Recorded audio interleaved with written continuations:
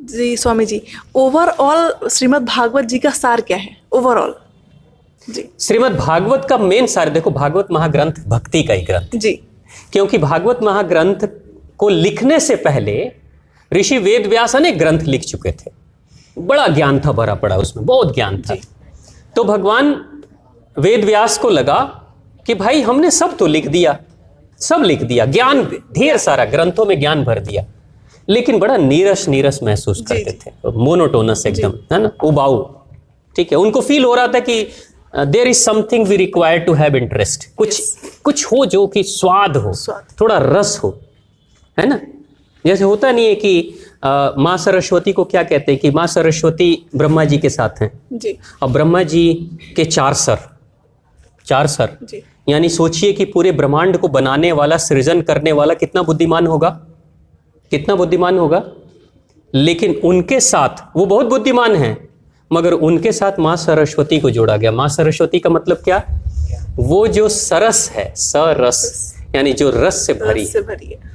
इन्होंने दुनिया तो बना दी, सुंदर दुनिया बना दी, लेकिन उस दुनिया बड़ी बोरिंग दुनिया लग रही थी। माँ सरस्वती जब आई तो फूल खिलने लगे, कोयल की चहचहाहट की आवाज आ गई, चिड़ियाएं नाचने लगी। तभी तो देखो बसंत पंचमी के समय इस प्रकृति, अभी कितनी ठंडक बढ़ रही है, सब नीरस नीरस लग रहा है ना। अभी ठीक 2 महीने के बाद, 1 महीने के बाद बसंत पंचमी आएगी, चारों तरफ फूल खिल आएंगे, लोग गाएंगे, नाचेंगे, घूमेंगे फिरेंगे, बच्चे अच्छे अच्छे वस्त्र पहनेंगे, बढ़िया बढ़िया लोग पकवान खाएंगे। यानी कि सिर्फ बना देना जरूरी नहीं है, डेकोरेशन फाइनल टच। ये बिल्डिंग तो बन गई, लेकिन इसको देखो अमित भैया ने कितना सुंदर बना दिया, रसीला बना दिया, ना रस का हर जगह रंग बिरंग सारी चीजें, यही है सरस। तो उन्होंने कहा कि ऋषि वेद व्यास ने कि भाई हमने ग्रंथ लिख दिए, ज्ञान बड़ा दे दिया। तो ज्ञान का मतलब क्या हुआ? यहाँ ज्ञान यानी है बुद्धि, ज्ञान यानी बुद्धि का विकास कर दिया, बहुत इंफॉर्मेशन भर दिए। लेकिन उनको लगा बड़ा बोरिंग लग रहा है, तो उन्होंने क्या कहा, इसको भी जगाओ, यानी ज्ञान और प्रेम एक साथ। प्रेम होगा। आप एक बात बताओ, मम्मी पापा घर में हैं, पिताजी से आप लोग क्या हर बात को खुल के करते हो? नहीं। पिताजी कितने ज्ञानी हैं, कितने समझदार हैं, अच्छी अच्छी बातें करते हैं, अच्छी बातें करते हैं, लेकिन आप अपनी माँ से दोस्ती की तरह बात करते हो, छोटी छोटी बातें करते हो, हंस लेते हो। पिताजी के साथ मजाक कर पाओगे? नहीं। डांट देंगे। पिताजी यानी बुद्धि, माँ यानी दिल, ये दिल प्रेम। जब दोनों मिलेंगे तो बच्चे का परवरिश होगा, नहीं तो नहीं होगा, मोनोटोनस हो जाएगा, बोरिंग हो जाएगा, है ना। इसलिए भागवत का मतलब है भक्ति, भागवत का मतलब प्रेम। दुनिया में हमेशा याद रखना, आप अगर बुद्धिमान नहीं हो, पढ़े लिखे नहीं हो, लेकिन अगर आपके हृदय में प्रेम है ना, तो इस धरती के अच्छे इंसान बनोगे आप। क्योंकि जिसको प्रेम हो, ज्ञानी हो ना हो, लेकिन अगर वो प्रेम करना जानता हो, तो क्या किसी जानवर को मारेगा? नहीं।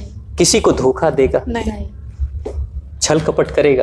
कर ही नहीं पाएगा ना, क्योंकि अपने हृदय के दर्द को वो दूसरे के दर्द को महसूस कर लेगा प्रेम के कारण। तभी आप देखो, मनुष्य में इतना प्रेम होता है कि मनुष्य दूसरे जानवरों के बारे में सोचता है।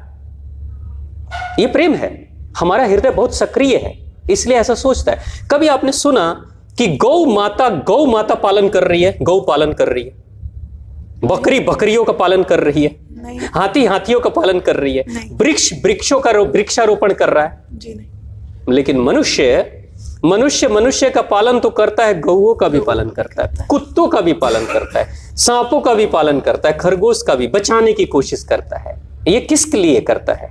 ऐसा नहीं कि वो अच्छा काम है, नहीं, प्रेम है, प्रेम है। वो किसी को दुखी नहीं देख सकता। किसके कारण से?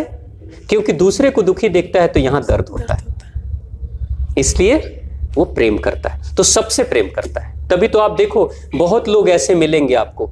एक दक्षिण भारत में एक माता जी हैं, नंगे पैर रहती है, अभी राष्ट्रपति पुरस्कार उनको मिला, और अपने जीवन काल में शायद 70,000 या कितने पेड़ लगा दिए, 70,000 पेड़। एक हजारीबाग, ये जो हजारीबाग सुना है ना, झारखंड में हजारीबाग है ना, ये पता है इसका नाम हजारीबाग क्यों पड़ा? एक व्यक्ति था, उसके मन में प्रेरणा जगी कि मैं पेड़ लगाऊं, क्योंकि सारे पेड़ पहाड़ी क्षेत्र का पेड़ था, लोग पेड़ काट रहे थे, पेड़ काटते जा रहे थे। वो लोगों को जाता था, बोलता था तुम पेड़ मत काटो, पेड़ काट दोगे तो बारिश नहीं होगी, बारिश नहीं होगी तो भुखमरी हो जाएगी, अनाज नहीं होगा, सब कुछ खत्म हो जाएगा, हम सब भूखे मर जाएंगे। लोगों को बहुत बोला, नहीं माने कोई, पेड़ लोग काटते रहे। हजारी ने कहा कि कब तक लोगों से लड़ते रहूंगा कि पेड़ मत काटो, पेड़ मत काटो, मैं ऐसा करता हूं, पेड़ लगाऊंगा।